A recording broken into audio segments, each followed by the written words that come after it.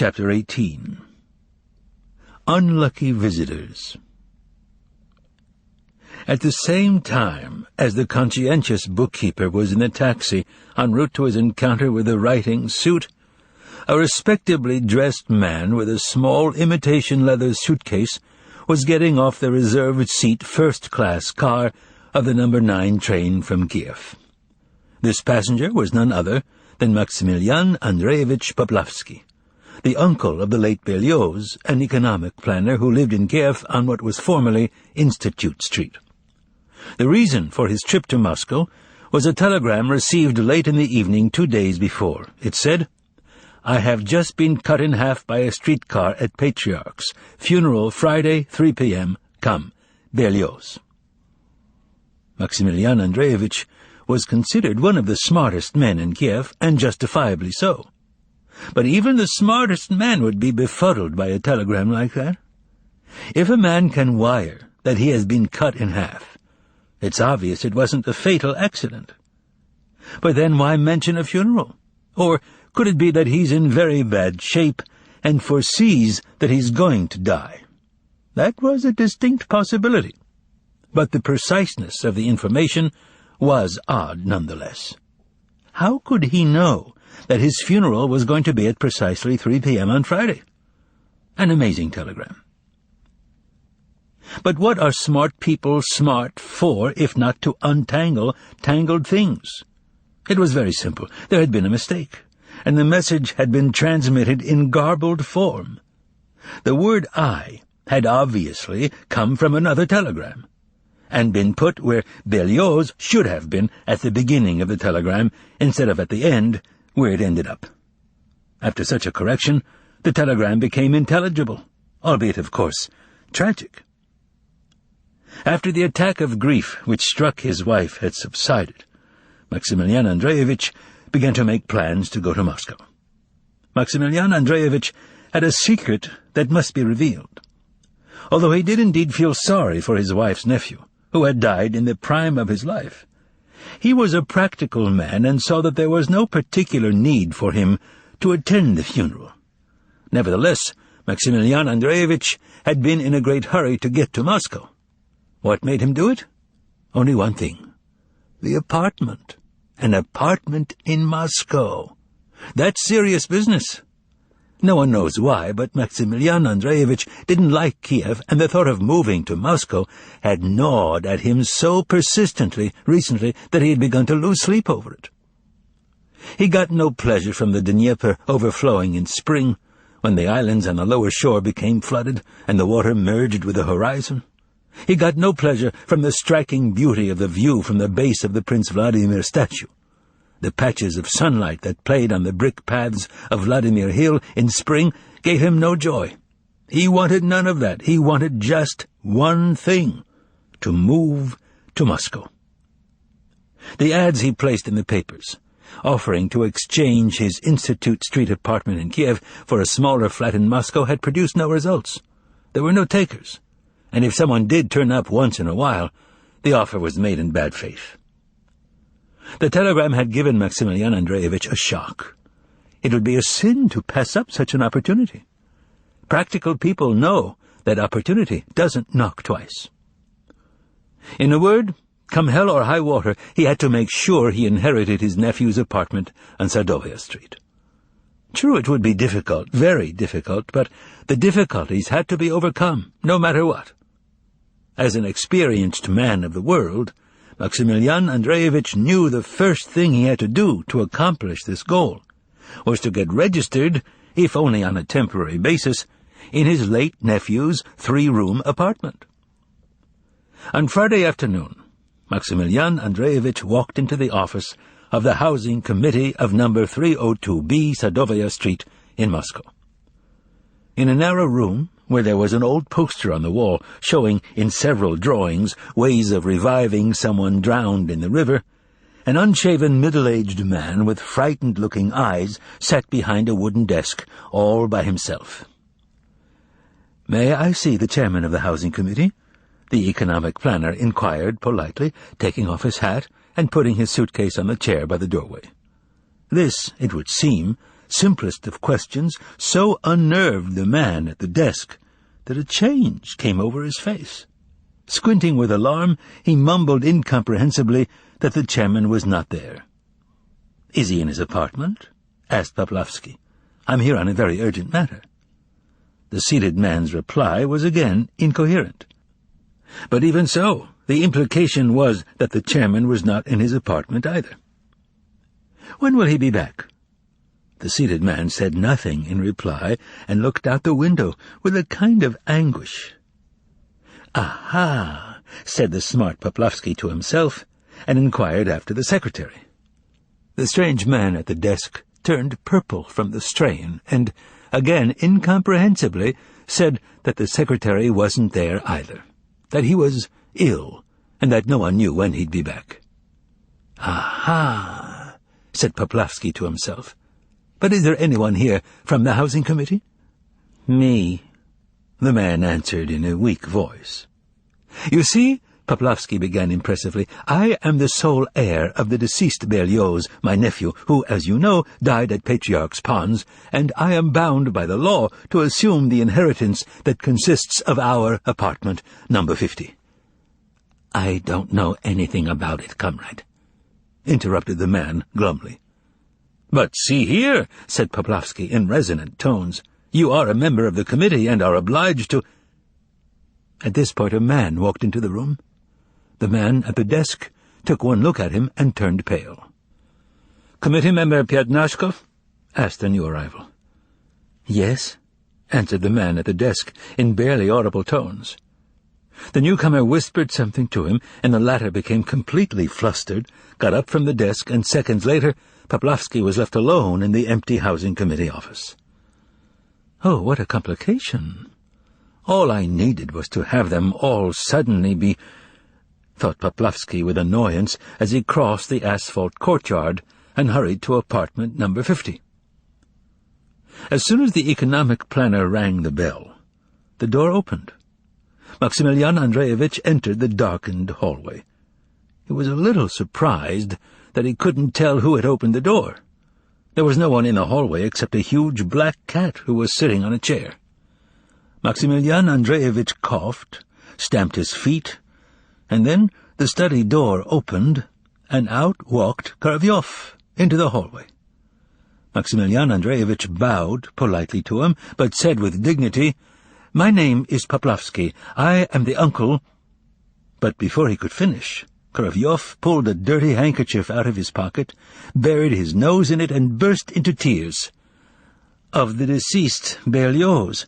I know, interrupted Korovyov, removing the handkerchief from his face. "The minute I laid eyes on you, I guessed it was you."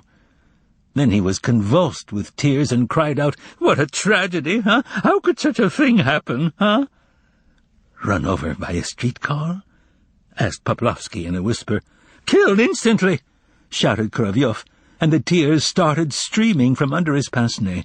"Instantly?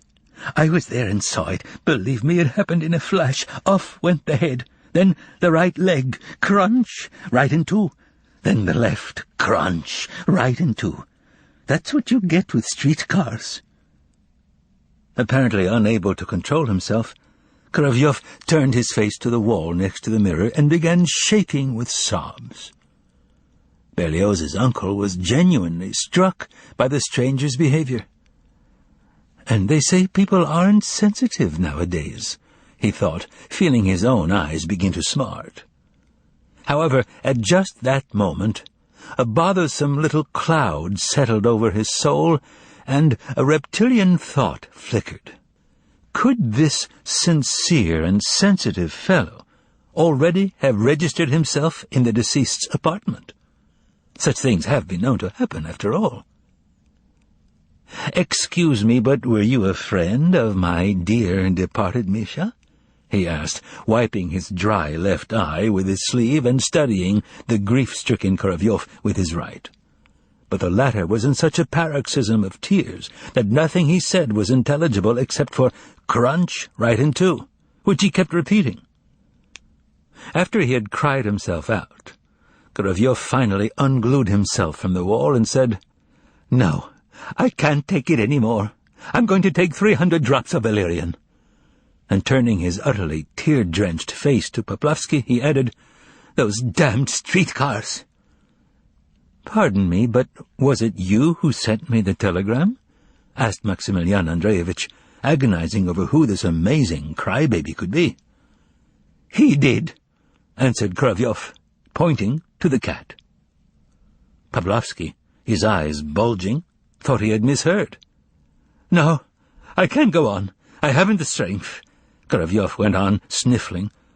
"When I think of the wheel going over his leg, one wheel alone weighs about 360 pounds. Crunch!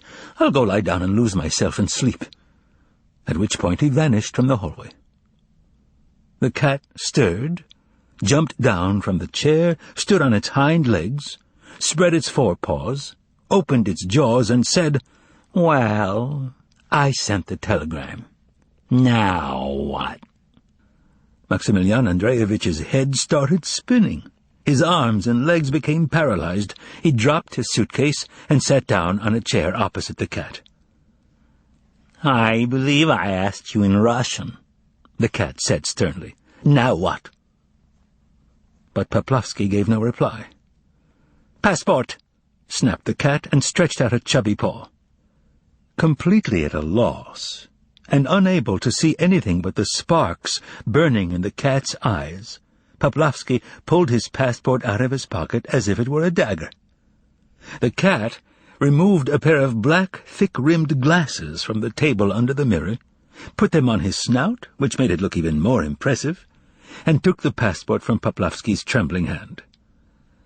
"I wonder, will I faint or not?" thought Poplavsky.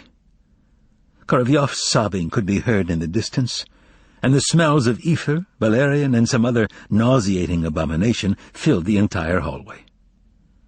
"Which department issued this document?" asked the cat, staring at it intently. No answer was forthcoming. "Department 412, replied the cat himself, tracing his paw over the passport, which he held upside down. "But of course, I know that department very well. They give passports to anyone who walks in. But I, on the other hand, wouldn't give a passport to someone like you. Not on your life. One look at you and I'd refuse on the spot." At this point, the cat became so enraged that he threw the passport on the floor. "Permission to attend the funeral is hereby revoked," the cat continued in an official-sounding voice. "Be so kind as to return to your place of residence." He then bellowed through the door, "Azazello!" In answer to his call, a short little man ran out into the hallway. He walked with a limp, wore black tights, had a knife stuck inside his leather belt, was red-haired, had a yellow fang, and a cataract clouding his left eye. Poplavsky felt he was suffocating, got up from his chair, and staggered backwards, his hand clutching his heart. "Azazello, show him out," ordered the cat, and walked out. "Poplavsky?" the recent arrival said softly, with a nasal twang. "I hope by now everything is completely clear." Poplavsky nodded. "Return to Kiev immediately," Azazello continued. "Stay quiet as a mouse and stop dreaming about apartments in Moscow. Is that clear?"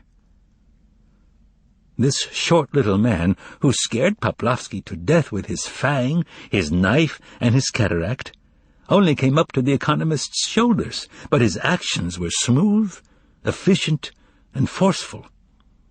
First he picked up the passport and handed it to Maximilian Andreevich, and the latter took it with a lifeless hand. Then the one called Azazello picked up the suitcase with one hand and threw open the door with the other. Taking Berlioz's uncle by the arm, he escorted him out to the landing. Poplavsky leaned against the wall.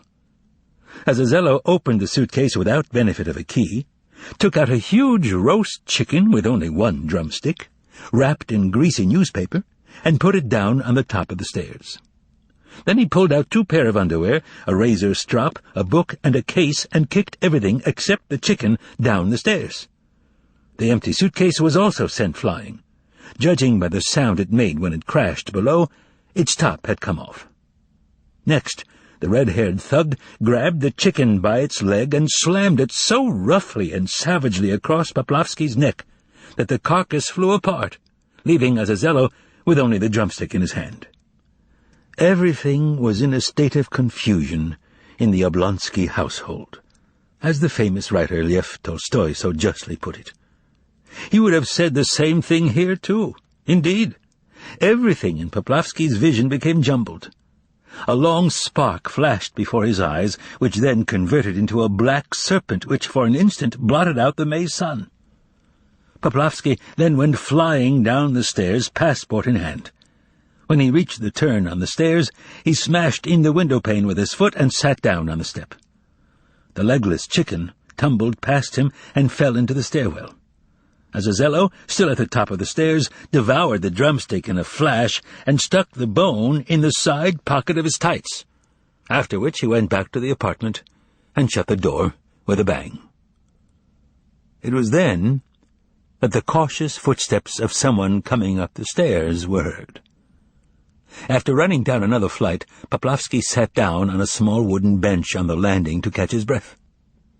A diminutive elderly gentleman with an unusually sad face, wearing an old-fashioned tussore silk suit and a stiff straw hat with a green band, was coming up the stairs. He stopped near Poplavsky. "May I ask you, citizen," the man in tussore silk inquired sadly, "where is apartment number 50? "Upstairs," was Poplavsky's abrupt reply. "My humble thanks, sir," the man replied, equally as sadly, and proceeded up the stairs, while Poplavsky got up from the bench and ran downstairs. The question arises: did Maximilian Andreevich rush off to the police station to lodge a complaint against the thugs who had brutalized him so savagely in broad daylight? Emphatically no, not at all. That can be said with confidence. To go to the police and say that a cat wearing glasses had just examined your passport, and that a man in tights with a knife had— No, citizens, Maximilian Andreevich was far too smart for that. When he got to the bottom of the stairs, he saw a door off the exit leading to a closet-like room. The window on the door had been knocked out. Poplavsky put his passport away in his pocket and looked around, hoping to spot his scattered belongings. But there was no trace of them. Poplavsky himself was surprised at how little that upset him. There was something else on his mind, an intriguing and tempting thought to use the little man to test the apartment again. He had asked where it was, which meant it was his first visit. This, in turn, meant that he would fall into the clutches of the gang who had taken over apartment number 50. Something told Poplavsky that the little man would be exiting the apartment momentarily. Naturally, Maximilian Andreevich no longer had any plans to attend his nephew's funeral, but there was still time before his train departed for Kiev. The economist looked around and slipped into the closet. At this moment a door banged far upstairs. "That's him going in," thought Poplavsky, his heart sinking. It was cool in the closet, and it smelled of mice and boots. Maximilian Andreevich sat down on some kind of wood stump and decided to wait. From the closet he had a good view of the door of main entrance number 6. The Kievan had to wait longer than he expected, however. For some reason the staircase remained deserted. He could hear well, and finally a door banged on the 5th floor. Poplavsky froze. Yes, those were his footsteps. He's coming down. A door opened on the floor below. The footsteps halted. A woman's voice, a sad voice in reply. Yes, it was his voice. It said something like, "Leave me alone, for Christ's sake." Poplavsky's ear was pressed close to the broken window. It caught the sound of a woman laughing.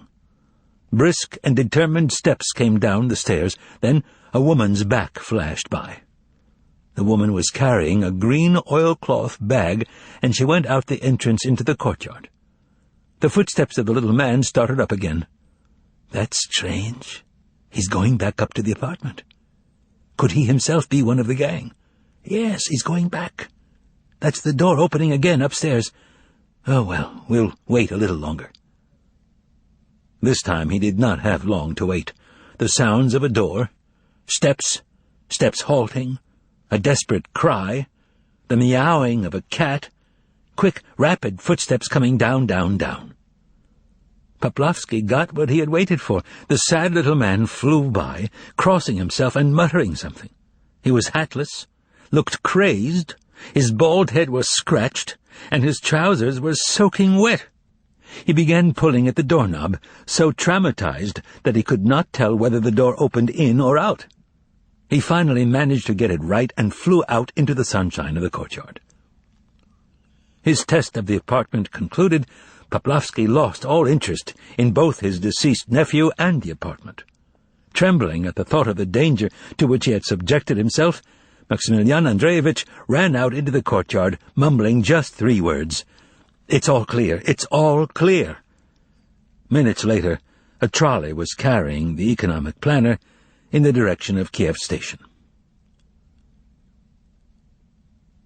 While the economist was sitting downstairs in the closet-like room, the little old man was having a most unpleasant experience upstairs. He was the bartender at the Variety Theatre, and his name was Andrei Fokich Sokov.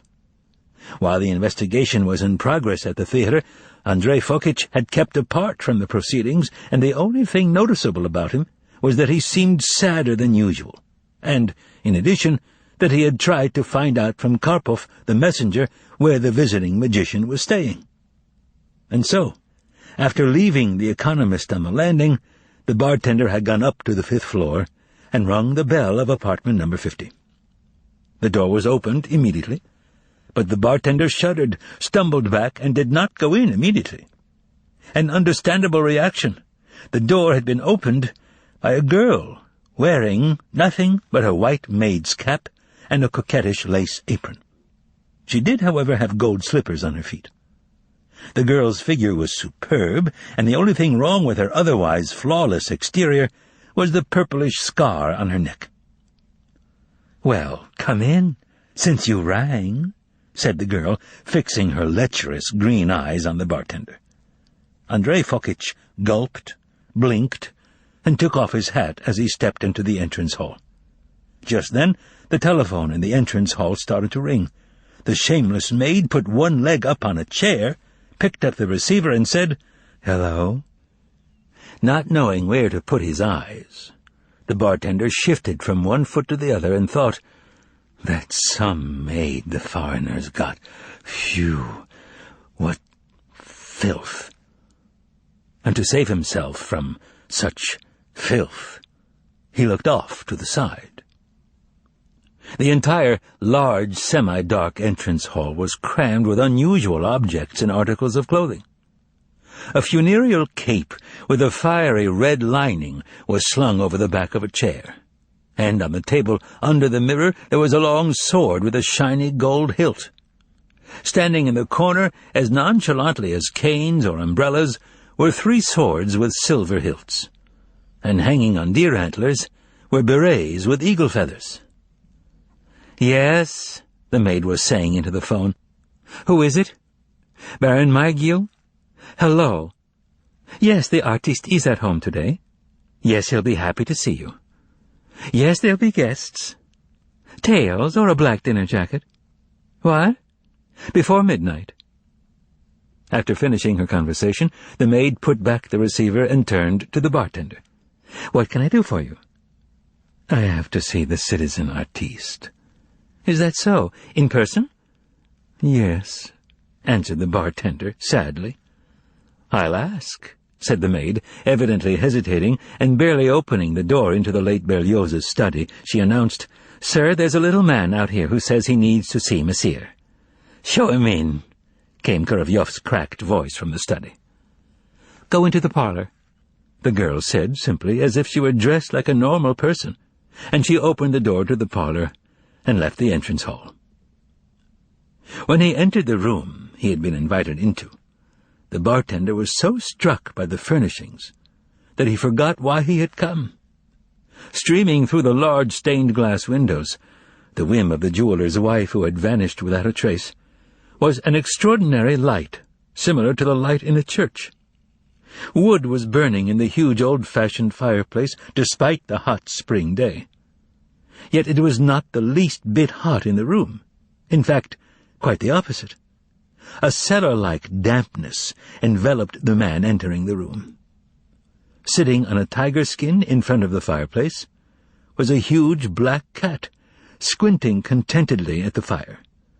There was a table that made the God-fearing bartender shudder when he saw it. The table was covered with a brocaded altar cloth.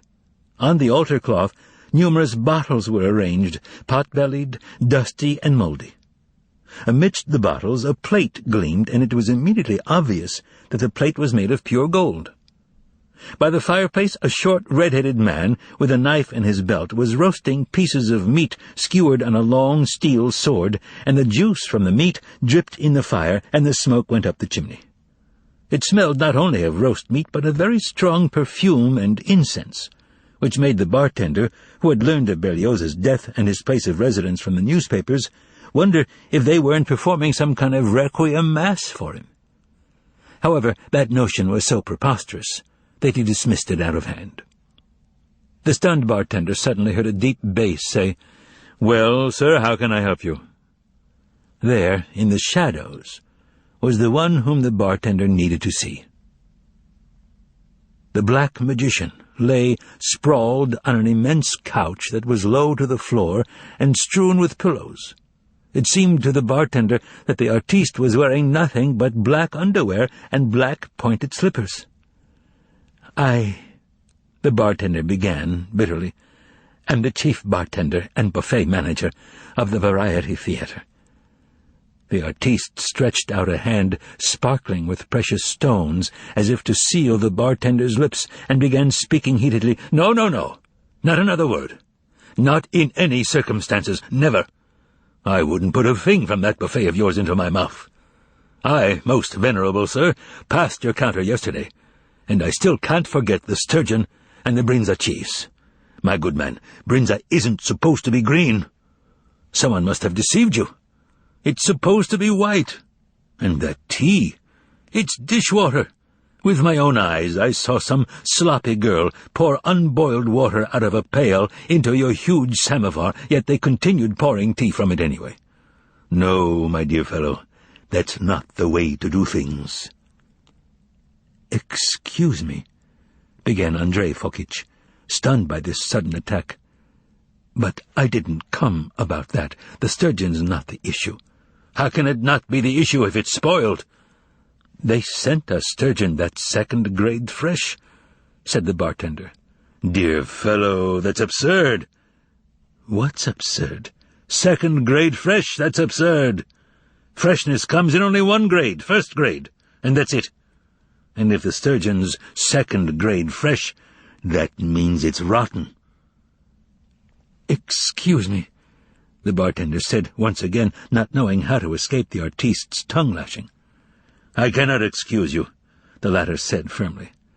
"But I didn't come about that," said the bartender, now completely at a loss.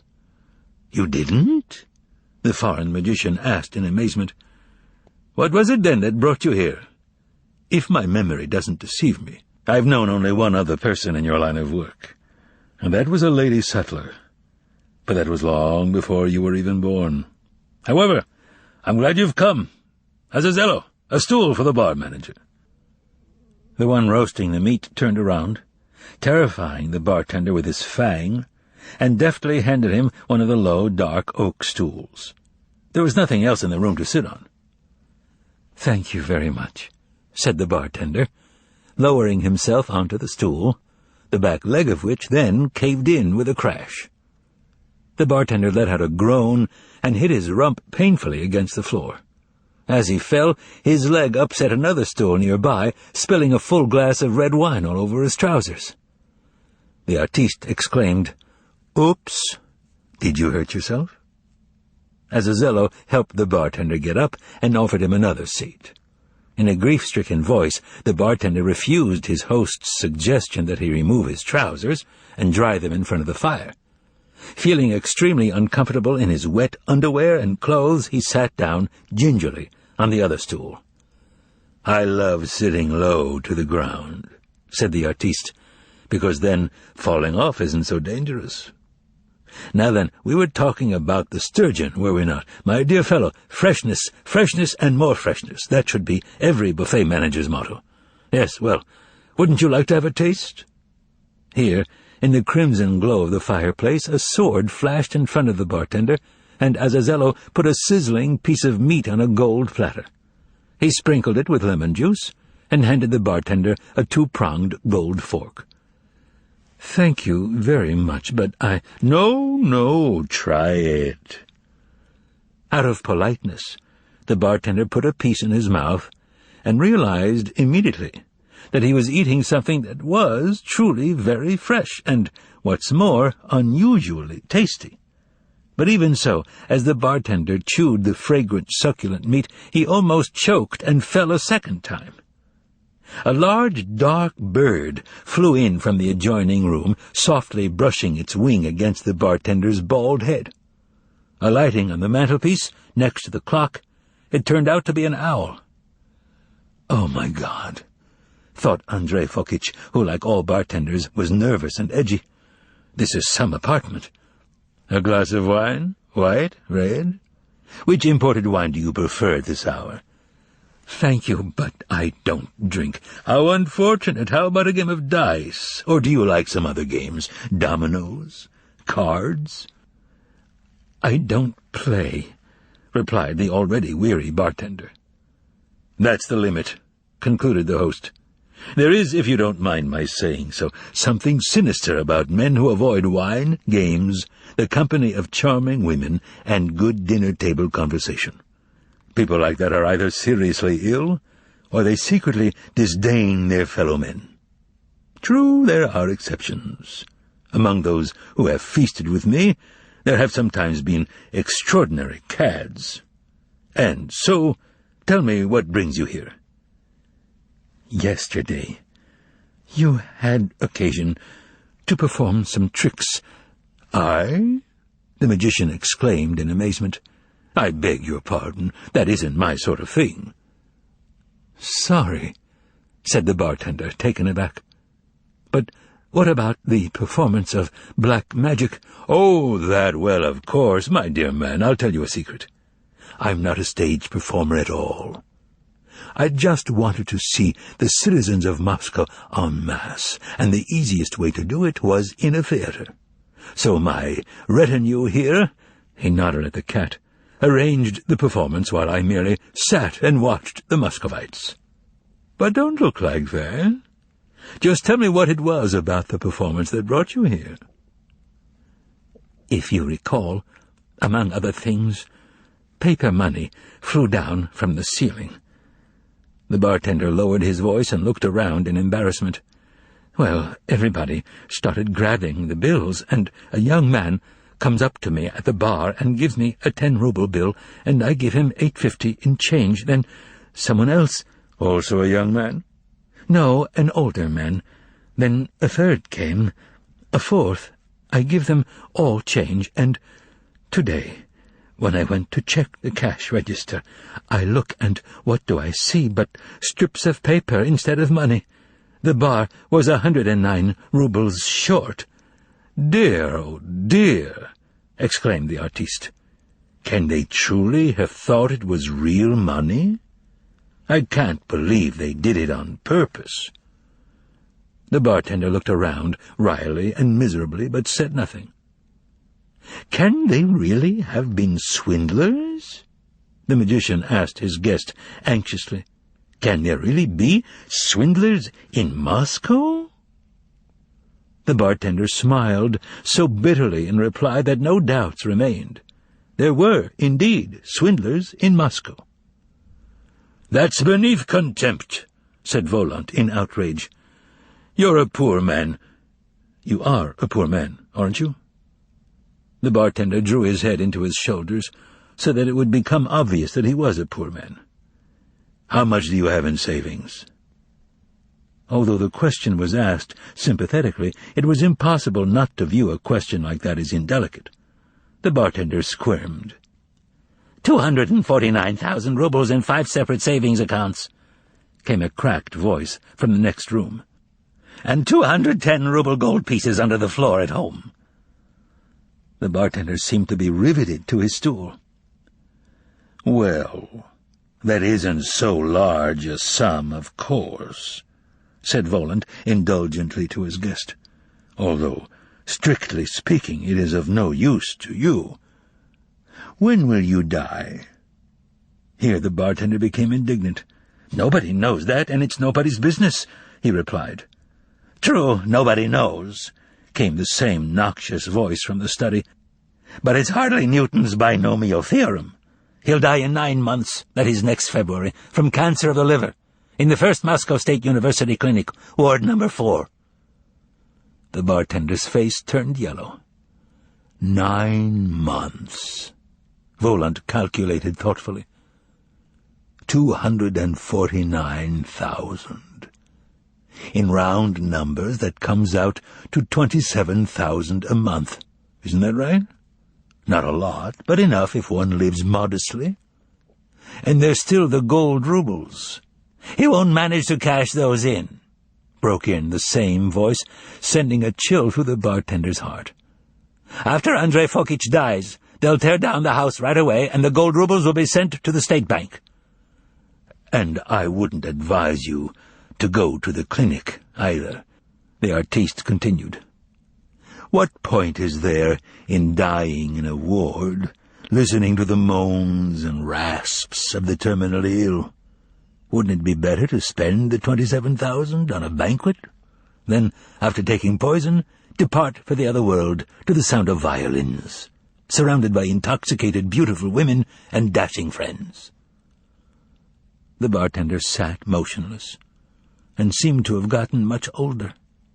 His eyes had dark circles around them, his cheeks drooped, and his lower jaw sagged. "But we've gotten off the track," exclaimed the host. "Back to business. Show me your strips of paper." Shaken, the bartender pulled a package out of his pocket, untied it, and froze. Wrapped in the newspaper were 10-ruble bills. "My dear fellow, you really are ill," said Voland, shrugging his shoulders. The bartender got up from the stool, a strange smile on his face. "But," he said, stuttering, "but what if they tried to... again?" The artiste grew pensive. "Well, then, come back and see us again, by all means. Happy to have made your acquaintance."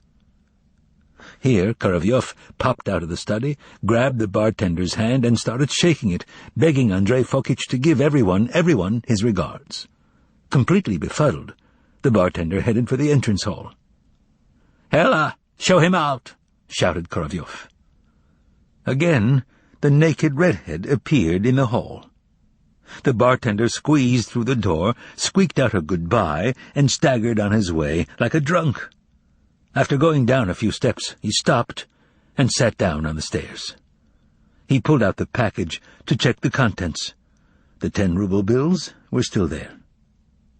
At that point, a woman with a green bag came out of the apartment facing the landing. Seeing a man sitting on the step, staring dully at 10-ruble bills, she smiled and said pensively, "What a building we have! Only morning, and this guy's already drunk. The window on the stairs is smashed again." She studied the bartender more carefully and added, "Hey, citizen, you're up to your ears in 10-ruble bills. How about throwing some my way, huh?" "Leave me alone, for Christ's sake," said the bartender fearfully, and quickly hid the money. The woman laughed. "Go to hell, you old skinflint, I was just joking." And she started down the stairs. The bartender got up slowly, raised his hand to adjust his hat, and found that it wasn't on his head. The thought of going back was horrible, but he regretted the loss of his hat. He hesitated for a moment, but then went back and rang the bell. "What do you want now?" asked the hellish Hella. "I forgot my hat," whispered the bartender, poking at his bald head. Hella turned away. The bartender mentally spat and closed his eyes.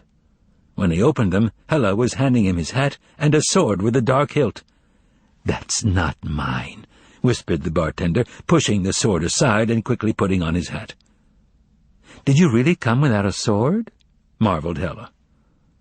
The bartender mumbled something and started swiftly down the stairs. For some reason, his head felt hot and uncomfortable in the hat. He took it off and, jumping with fright, let out a soft yelp. In his hands was a velvet beret with a rumpled cock's feather. The bartender crossed himself. At that very moment, the beret meowed and turned into a black kitten, which then leaped back onto Andrei Fokitch's head and dug its claws into his bald spot. Letting out a desperate scream, the bartender plunged down the stairs, and the kitten fell off his head and scooted back up the stairs. Bursting out into the open air, the bartender ran over to the gates at a trot and left Devil's Den number 302B forever. What happened to him next is well known. After bursting through the gateway, the bartender looked around wildly as if searching for something. A minute later he was in a drugstore across the street. Just as he uttered the words, "Tell me, please," the woman behind the counter yelled out, "Citizen, your head is all cut up." 5 minutes later, the bartender, wearing a gauze bandage, found out that the leading specialists in liver disease were considered to be Professors Birnadsky and Kuzmin. When he asked which one was closer, he lit up with joy when he learned that Kuzmin lived literally across the yard in a little white house. 2 minutes later, he was there. The house was old, but very comfortable, very cozy. Thinking about it later, the bartender recalled that the first person to greet him was an elderly nurse who wanted to take his hat, but since he did not have one, she shuffled off somewhere, chewing on her toothless gums. Next came a middle-aged woman who materialized next to a mirror and under what appeared to be an archway. She told him that the earliest appointment she could give him was the 19th, no sooner. The bartender realized immediately how he could get around that. After glancing with a fading eye through the archway, where 3 men were sitting in what was manifestly a waiting room, he whispered, "I'm terminally ill." The woman looked perplexedly at his bandaged head, hesitated, and said, "Well, then," and let the bartender pass through the arch. At that moment, the door across the way opened, a gold pince-nez sparkled, and a woman in a white coat said, "Citizens, this patient has priority." Before he could turn his head, the bartender found himself in Dr. Kuzmin's office. The room was rather long, and there was nothing frightening, medical, or solemn about it. "What seems to be the problem?" inquired Dr. Kuzmin in a pleasant voice, looking a bit apprehensively at the bandaged head. "I've just learned from a reliable source," the bartender replied, staring wildly at a framed group photograph, "that I'm going to die of cancer of the liver next February. Please stop that from happening." Professor Kuzmin arched himself against the high back of his Gothic leather chair. "Excuse me, but I don't understand. You mean you've been to a doctor? Why is your head bandaged?" "What doctor? You should have seen this doctor," replied the bartender, and suddenly his teeth began to chatter. "Don't bother about my head. It has nothing to do with this. The hell with my head. It's beside the point. It's the liver cancer. I want you to stop." "But who was it who told you?" "You better believe him," the bartender implored impassionately, "because he knows." "I don't understand any of this," said the doctor, shrugging his shoulders and moving his chair back from the desk. "How can he know when you're going to die, especially when he's not even a doctor?" "In ward number 4, the bartender replied. The doctor then stared at his patient, at his head, at his damp trousers, and thought, "That's all I need, a madman." He asked, "Do you drink vodka?" "Never touch the stuff," the bartender replied. A minute later he was undressed, lying on a cold oilskin couch, and the doctor was kneading his stomach. Here, it must be said, the bartender cheered up considerably. The doctor stated categorically that the bartender showed absolutely no signs, at least at the present time, of liver cancer, but that since he was afraid and some charlatan had scared him to death, he should have all the necessary tests. The doctor wrote out instructions for him, explaining where he was to go and what he was to bring. In addition, he gave him a referral slip for a neuropathologist, Dr. Burje, saying that his nerves were completely shot. "How much do I owe you, doctor?" the bartender asked in a soft, trembling voice as he pulled out a thick wallet. "Whatever you wish," the doctor replied dryly and brusquely. The bartender took out 30 rubles and put them on the desk, and then, with unexpected softness, as if with a cat's paw, he placed a jingling stack of gold coins wrapped in newspaper on top of them. "And what is that?" asked Kuzmin, twirling his moustache. "Don't turn your nose up at it, doctor," the bartender whispered. "I beg you, stop the cancer." "Take back your gold," said the professor, feeling proud of himself. "You'd do better to look after your nerves. Bring in a urine sample tomorrow. Don't drink a lot of tea, and don't use any salt on your food." "Not even in my soup?" asked the bartender. "Don't put salt on anything," ordered Kuzmin. "Oh," the bartender exclaimed dejectedly, looking entreatingly at the doctor as he gathered up his coins and backed away toward the door. The doctor had only a few patients that evening, and by dusk the last one had left. As he was taking off his robe, he glanced at the place where the bartender had left the 3 10-ruble notes, and, instead of rubles, he saw 3 Abbrau d'Urson champagne labels. "Well, I'll be damned," muttered Kuzmin, trailing his robe over the floor and fingering the pieces of paper. Not only was he a schizophrenic, he was a swindler, too. But I still can't understand what he wanted from me. All that for a urine analysis? Oh, I bet he stole my coat. And the doctor rushed into the entrance hall, dragging his robe by one sleeve. "Ksenia Nikitishna!" he shouted shrilly in the doorway. "Check and see, are the coats still there?" As it turned out, they all were. But when the doctor returned to his office and finally took off his robe, he stood rooted to the parquet floor, his eyes trained on the desk. There, where the labels had been, sat a stray black kitten, looking very forlorn and meowing over a saucer of milk. "What is this, pray tell? This is really too—" Kuzmin felt a chill at the back of his neck. Ksenia Nikitishna rushed in when she heard the doctor's whimpering cry and calmed him down completely by telling him that one of the patients had obviously left the kitten there and that such things often happen to doctors. "They're probably poor," explained Ksenia Nikitishna, "whereas we, of course—" They tried to figure out who had left the kitten surreptitiously. Suspicion fell on an old woman with stomach ulcers. "Of course she's the one," said Ksenia Nikitishna. "She probably thought, I don't care if I live or die, but I feel sorry for the poor kitten." "But really," cried Kuzmin, "and what about the milk? Did she bring that too, and the saucer as well?" "She brought it in a bottle and poured it into a saucer here," volunteered Ksenia Nikitishna. "No matter, take the kitten and the saucer away," said Kuzmin, escorting Ksenia Nikitishna to the door. When he went back, the situation had changed. As he was hanging up his robe, the doctor heard laughter in the courtyard. He looked out and was naturally struck dumb. A woman, wearing only a chemise, was running across the yard to the building opposite. The doctor even knew who it was, Maria Alexandrovna. A boy was giggling. "What's going on?" said Kuzmin contemptuously. Just then, on the other side of the wall, in his daughter's room, the foxtrot Hallelujah started playing on the phonograph. And at the same moment a sparrow started chirping behind Kuzmin's back. He turned around and saw a huge sparrow hopping on top of his desk. Just keep calm," the doctor said to himself. "It must have flown in when I had my back to the window. Everything's okay," the doctor told himself, feeling in his heart that everything was not okay, and mainly, of course, because of the sparrow. When he looked at it more closely, the doctor realized immediately that it was not exactly an ordinary sparrow. The filthy bird was lame in its left foot and was behaving in an obviously affected way, dragging the foot in syncopated rhythm.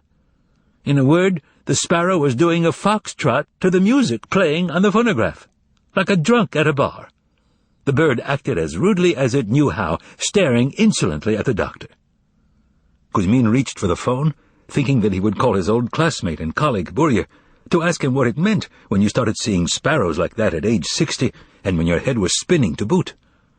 Meanwhile, the sparrow landed on the inkstand which had been given to the doctor as a gift, befouled it, I'm not kidding, flew up in the air, hovered briefly, and then, with a steely beak, pecked furiously at the glass on the graduation photo of the class of 1894, shattering it to bits. After that, it flew out the window. Instead of calling Boyer, the professor decided to call the Bureau of Leeches, saying that he, Dr. Kuzmin, wanted them to send him over some leeches right away. After putting down the receiver, the doctor turned back to his desk and immediately let out a wail.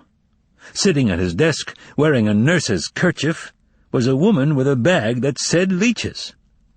The doctor screamed when he saw her mouth. It was a man's mouth, crooked, open to the ears, with one fang sticking out. The nurse's eyes were dead. "I'll take the money," said the nurse in a man's bass voice. "No point in it lying around here." She raked up the champagne labels with a bird's claw and melted into thin air. 2 hours went by. Dr. Kuzmin was sitting in bed in his room, with leeches stuck to his temples, his neck, and behind his ears. On the silk quilt at his feet sat the grey-whiskered Dr. Boyer, looking at him with sympathy and trying to reassure him that it was all nonsense. Outside the window, it was already night. We have no idea whether there were any other strange occurrences in Moscow that night, and we have no intention of trying to find out, since the time has come for us to proceed to part 2 of this true narrative. Follow me